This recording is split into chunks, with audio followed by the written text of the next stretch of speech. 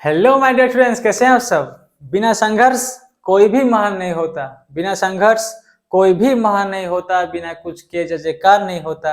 जब तक नहीं पड़ती हथौड़े की चोट, जब तक नहीं पड़ती हथौड़े की चोट तब तक पत्थर भी भगवान नहीं होता। इसलिए तुम्हारा काम है कोशिश करते रहो, अपने पढ़ाई में फोकस करो। तो देखिए क्वेश्चन को ट्राई करते हैं। An object of mass 5 is throne vertical upward from ground. मतलब यहाँ पे एक ऑब्जेक्ट है 5 किलो का, ठीक है, 5 kg का एक पत्थर है। तुम इसको थ्रो किए, initial velocity u, initial velocity u throw किए। एयर रेजिस्टेंस प्रोड्यूस है constant retardation of 10 newton. Air resistance कुछ 10 न्यूटन का दे रहा है। इसका मतलब क्या है सर, अगर मैं कोई ऑब्जेक्ट को थ्रो किया, रेजिस्टेंस का काम क्या होता है, it opposes the relative motion. क्या, it opposes the relative motion. अगर मोशन ऐसा है तो रेजिस्टेंस ऐसे जाएगा, ठीक है। अगर बॉल ऐसा जा रहा है तो रेजिस्टेंस ऐसे जाएगा, ठीक है। अगर फोर्स का 10 न्यूटन है, मास इक्वल तो एक्सेलरेशन कितना देगा, एक्सेलरेशन इक्वल टू 2 मीटर पर सेकंड स्क्वायर देगा। मतलब जब बॉल ऐसे ऊपर जाएगा, ऊपर जा रहा होगा तो ए नीचे होगा, air resistance due to air. और जी हमेशा क्या, जी हमेशा भी नीचे होता है, जी हमेशा नीचे होता है। ये वाला तुम्हें सोचना होगा। ए नीचे है, जी नीचे है जब बॉल ऊपर जा रहा है। जब बॉल ऐसे नीचे आएगा, मतलब बॉल जब ऊपर से ऐसे नीचे आएगा, उस टाइम का जी तो हमेशा नेगेटिव नीचे है। लेकिन अब बॉल ऐसे आ रहा है तो एयर रेजिस्टेंस कैसे ओपोज करेगा, तो एयर रेजिस्टेंस कैसे जाएगा, एयर रेजिस्टेंस ऐसे जाएगा। क्लियर है, इतना बात पता है, ठीक है। अगर एयर रेजिस्टेंस ना होता, अगर फ्री है, अगर बीच में कुछ एयर नहीं है, तो हम क्या बोलते थे, जितना में तुम थ्रो किया बॉल को, सपोज इस बॉल को तुम बीच में थ्रो किया तो ये यहाँ पे 0 होगा, फिर वो आगे यहाँ पे 20 में हिट करेगा, ये पता है तुम्हें, ठीक है। जिस स्पीड में तुम फेंकोगे, सपोज तुम यहाँ पे 40 में फेंका, 40 में फेंका, ठीक है, तो 4 सेकंड में इसका वेलोसिटी 0 हो गया, ठीक है। फिर वो आएगा 4 सेकंड में वेलोसिटी 40 हो गया, 10-10 घटेगा ना, मतलब जी ऐसे 10 है ना, 10 मीटर पर सेकंड स्क्वायर, मतलब हर सेकंड में 10 घटेगा।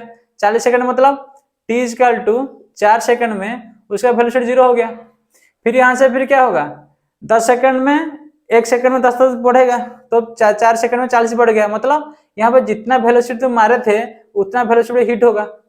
अगर there no air resistance then 1:1 u by v is equal to 1:1। जब no air resistance, no air resistance, जब एयर रेजिस्टेंस नहीं होगा तो u by v is equal to 1:1 होगा। क्लियर है, ये पता है, जितने में मारोगे उतना में आएगा, ठीक है। लेकिन अभी केस क्या है कि अभी क्या केस है कि यहाँ पे एयर रेजिस्टेंस है, तो कैसे करेंगे सर। अगर एयर रेजिस्टेंस है तो जब एयर रेजिस्टेंस होगा, सपोज बॉल को तुम ऐसे थ्रो किए, ऊपर थ्रो किए, तो जी नीचे है, ठीक है सर, एयर का रेजिस्टेंस भी नीचे है, तो यहाँ पे v इक्वल 0 है और ये s है। सपोज इतना हट गया तो क्या लिखेंगे sir, v square equal to u square plus 2s, सबको पता है। तो यहाँ पे फाइनल वेलोसिटी 0 है, 0 इक्वल टू u का डायरेक्शन कैसा है, u का डायरेक्शन ऐसा है, g का इफेक्टिव डायरेक्शन नीचे है तो ये नेगेटिव होगा। तो क्या लिखोगे, u स्क्वायर माइनस 2, a का जगह क्या लिखोगे, g प्लस एयर का कितना है 2, g कितना है 10, तो क्या लिखूंगा 12s, ठीक है। इक्वेशन 1 है, ठीक है। अब क्या करोगे, नहीं तो इसको थोड़ा मॉडिफाई कर दो, it implies u square is equal to 24s, it implies s is equal to u square by 24, ये लिख सकते हो, ये लिख सकते हो।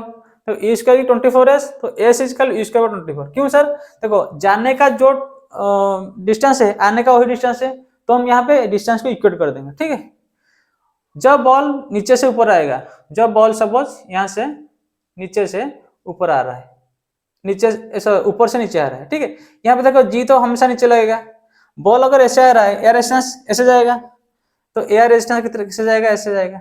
तो यहाँ पे हम इक्वेशन क्या लिख सकते हैं sir, v square is equal to u square plus 2s, ये पता है हमें, ठीक है। तो फाइनल वेलोसिटी हम पता नहीं, यहाँ पे पता नहीं, तो लिखेंगे v स्क्वायर, u मतलब यहाँ पे 0 है, जब बॉल टॉप में आएगा, यहाँ पे आएगा, यहाँ से वेलोसिटी कितना है 0 है, 0 है, इसलिए वो नीचे आ रहा है, तो ये वाला टर्म 0 हो जाएगा। इक्वल टू 2a, मतलब सर ये 10 नीचे 2 ऊपर, मतलब नेट कितना है 8 है, 8 इंटू s, तो कितना हो जाएगा 16s। It implies s is equal to v square by 16, equation 2 है।